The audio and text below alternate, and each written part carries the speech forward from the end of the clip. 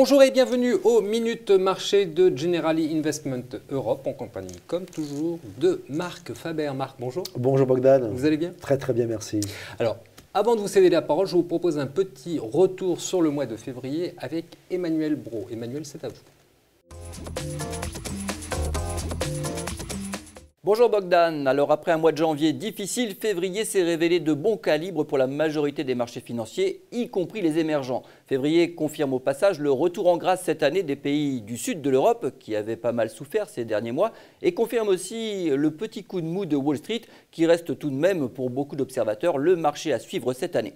Alors pour l'instant, mars s'annonce plus délicat pour les marchés d'actions en raison de la situation en Ukraine. Toutefois, c'est surtout le marché russe, déjà en difficulté ces derniers mois, qui en pâtit le plus. Par contre, cette tension profite à la dette européenne et pas seulement aux taux français et allemands, puisque comme vous le voyez, l'Italie et l'Espagne sont aussi concernés. Le 10 ans espagnol est même tombé à son plus bas depuis 2006.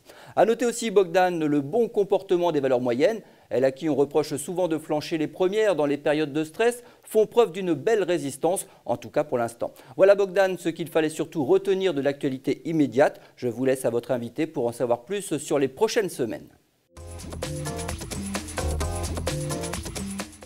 Merci Emmanuel. Marc, l'Ukraine, c'est grave ou pas? Pas vraiment. Ah. Pas vraiment, pourquoi? Vous avez vu quand même la chute du marché russe? Oui, mais il ne faut pas tout confondre. Je pense qu'il ne faut pas confondre, faut pas confondre l'évolution à court terme des marchés boursiers. Il ne faut pas confondre non plus les éléments géopolitiques. Il ne faut pas non plus confondre le fait qu'on va rentrer en guerre aujourd'hui. Donc oui, c'est grave d'un point de vue, on va dire, géopolitique. Sincèrement, je ne pense pas que ça conduise sur un conflit armé entre les grandes nations, du moins je l'espère, mais ça me paraît quand même fort peu probable. En revanche, c'est ennuyeux pour les marchés financiers parce que ça crée un surcroît de nervosité.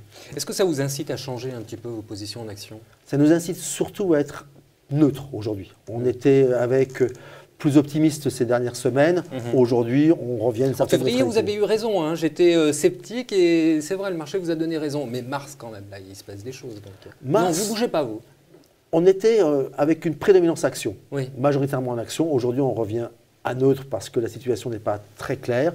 Moi, je vous dis, les marchés vont être nerveux au gré des déclarations de M. Poutine. Néanmoins, il n'y a pas de raison d'être pessimiste.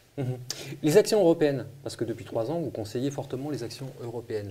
Elles sont quand même directement concernées, là. Vous ne pouvez pas le nier, ça. Alors oui, on est concerné, mais on est plutôt concerné du bon côté, puisque jusqu'à présent, on était plutôt orienté vers l'Europe du Nord, et maintenant, depuis 3 mois, on se déplace vers l'Europe du Sud. Et vers l'Europe du Sud, on est intéressé par quoi? On est intéressé par la reprise de cette zone géographique, on est intéressé également par la reprise de la consommation, on est intéressé également par le fait que ces pays s'améliorent notablement. Donc nous investissons aujourd'hui dans des entreprises qui sont plus tournées vers leur économie interne, vers la consommation intérieure.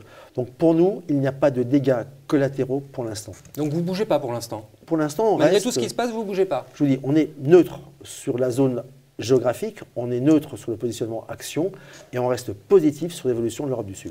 Et comment est-ce que vous pouvez associer prudent et positif? Concrètement, ça se traduit comment? Prudent parce que quand les marchés sont chahutés, ça ne sert à rien de se précipiter.